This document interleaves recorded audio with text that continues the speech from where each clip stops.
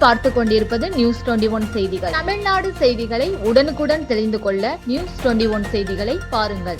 கரூர் மாவட்டம் குளித்தலை வைகநல்லூர் அக்ரஹாரம் பகுதியைச் சேர்ந்தவர் சரவணன் என்கிற மோகனசுந்தரம். இவர் குளித்தலை கடபவனேஸ்வரர் கோவில் நிர்வாகம் சார்பில் கடந்த ஆண்டு ஏலம் எடுத்து பூஜை பொருட்கள் விற்பனை கடை நடத்தியுள்ளார்.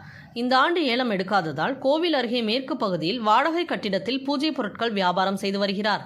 இந்நிலையில் கடம்பர் கோவில் தெருவில் வசிக்கும் லட்சுமி என்பவர் இந்த வருடம் ஏலம் எடுத்து தற்போது கோவில் உள்ளே பூஜை பொருட்கள் வியாபாரம் செய்து வருகிறார். இந்த நிலையில் தனக்கு போட்டியாக கடை நடத்துவதாக சரவணன் வைத்திருக்கும் பூஜை கடை நோக்கி லட்சுமி கையில் சிமெண்ட் கல்லை எடுத்துக்கொண்டு தனது மகளுடன் கடைக்குள் புகுந்து சரவணன் கடையில் இருந்த கண்ணாடி சோகேஸ்கள், ஃப்ரிட்ஜ் மற்றும் பூஜை பொருட்களை அடித்து உடைத்தும் அங்கிருந்த பொருட்களையும் எடுத்து வீசி சேதப்படுத்தி கடை வெளியே நின்று நான் 16 லட்சத்தில் ஏலம் எடுத்து ஆளுங்களுக்கு லஞ்சம் கொடுத்துள்ளேன் என தாய் மகள் இருவரும் தகாத வார்த்தையால் திட்டி அங்கிருந்து சென்றுள்ளனர். இந்த சம்பவம் குறித்த நிகழ்வை சரவணன் தனது செல்போனில் வீடியோவாக எடுத்து குளித்தலை காவல் நிலையத்தில் தற்போது புகார் அளித்துள்ளார். போலீசார் இது தொடர்பாக வழக்கு பதிந்து விசாரணை நடத்தி வருகின்றனர்.